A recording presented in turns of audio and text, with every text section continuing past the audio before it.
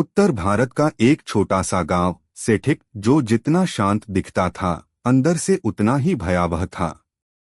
गांव के बाहर एक पुराना शमशान था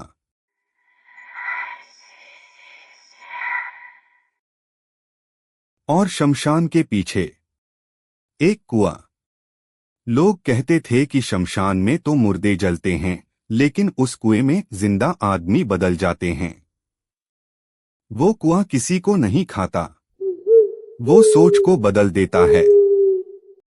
सेठिक गांव में एक 14 साल का लड़का था। गोपाल के पिता नहीं थे। माँ खेती करके किसी तरह घर चलाती थी। गोपाल को किताबें पसंद थीं, विज्ञान, तर्क, तात्विक बातें। वो आत्माभूत टोटके जैसी बातों पर हंसता। डर बस दिमाग की रचना है, वो अक्सर कहता। एक रात गोपाल ने सोचा, क्या सच में कुआं डरावना है? वो अकेला चला गया शमशान के पीछे।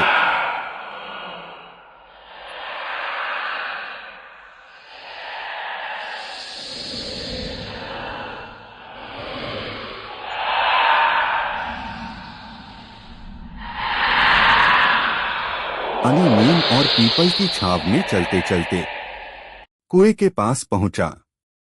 वो कुआं जर्जर था, लेकिन अजीब बात, उसके अंदर से लाल रोशनी निकल रही थी। कोई दिया नहीं था, कोई दीपक नहीं, फिर भी हल्की सी फुसफुसाहट सुनाई दे रही थी।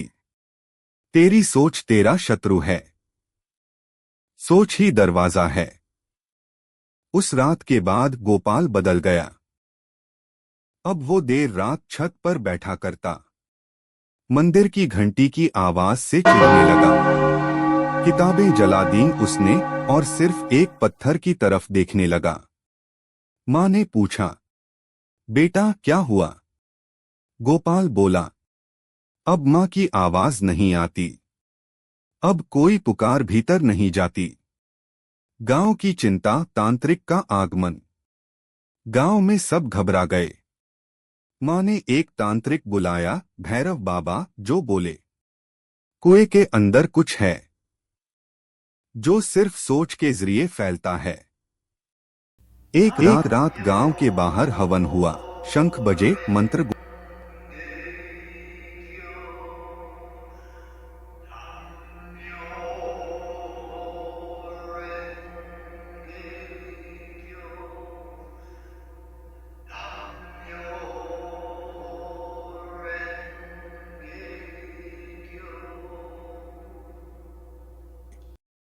लेकिन कुएं से फिर वही आवाज आई, मैं बाहर आना चाहता हूं, तू अंदर आ। अगली रात गोपाल अकेला फिर गया कुएं की ओर। अब वो डरता नहीं था, उसकी आंखें खाली थीं। कुएं के पास पहुंचा और दीवार पर लिखा, अब मैं वही हूं जिससे मैं डरता था। फिर उसने कुएं में छलांग लगा दी और गायब हो गया।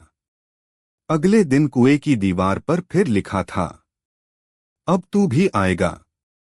लोगों ने कुएं को लोहे की जंजीरों से बांध दिया, लेकिन तब से हर अमावस्या को वहां उल्लू की आवाज गूंजती है।